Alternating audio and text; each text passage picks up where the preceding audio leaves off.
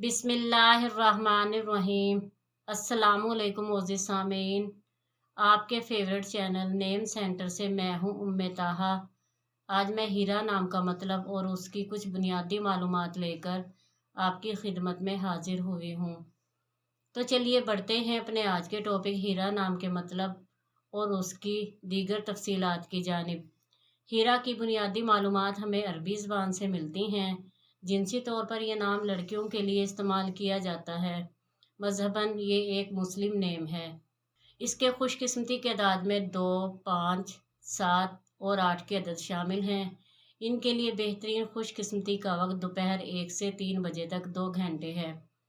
खुशकिस्मती के दिनों में सोमवार और जुमेरात के दिन शामिल हैं।